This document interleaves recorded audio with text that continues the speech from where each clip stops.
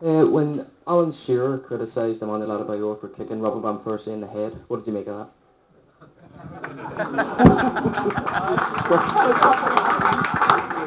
No, I thought it was pretty ironic, really. Like, and I don't think Gary Lineker missed him on the show when he mentioned the altercation he had with me back in '98, right? So it was. But that's just, you know, obviously, like, he suffers from Alzheimer's, like, when he goes on these shows now, and he forgets what he did as a player. But listen, he's on the TV. He has to give an opinion, like, and call it as he sees it, like, you know what I mean. But I mean, he got away with murder. What happened to me? In terms of the linesman was like 3-4 yards away, and then the referee was 15 yards away, and no one could see it. It's a funny story actually, because after the game, Martin O'Neill came out and absolutely slaughtered him, like, and all the media were chasing after him for days and days.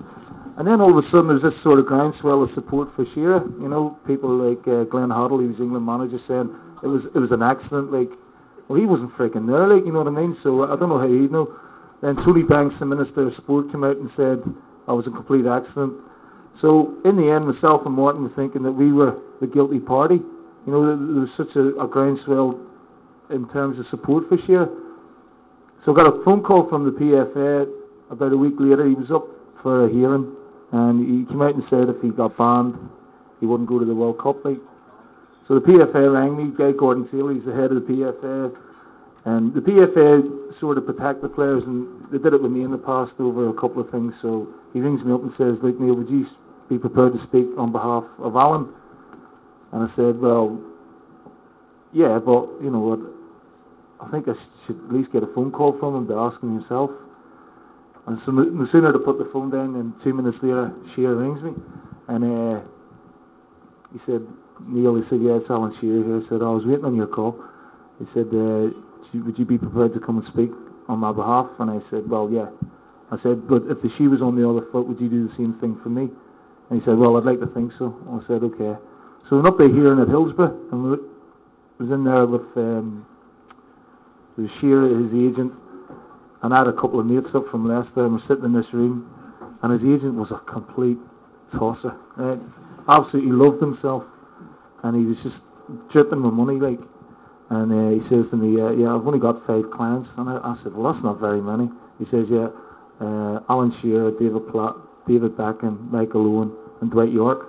Well, you only need fucking 5, like, you know what I mean? There's no wonder he was dripping in it.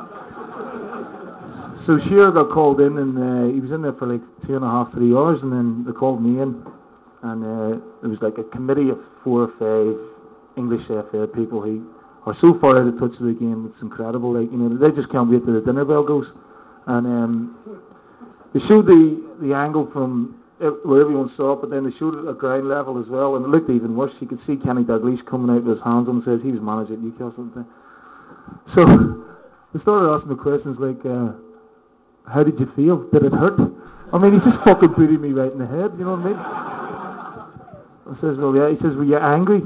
I says, "What do you fucking think, like, you know what I mean?" So I was in there for like 5 minutes. She had been in there for 3 hours pleading his innocence, and in the end I said, "Look," I said, "he's a fellow professional. He says it's an accident. I've got to take his word for it, and I want to leave it at that." Like, so we got off it, and but getting back to the original point, yeah, I do think there's a touch of irony to him criticising Adebayor when, you know, basically he's got away with murder, I think.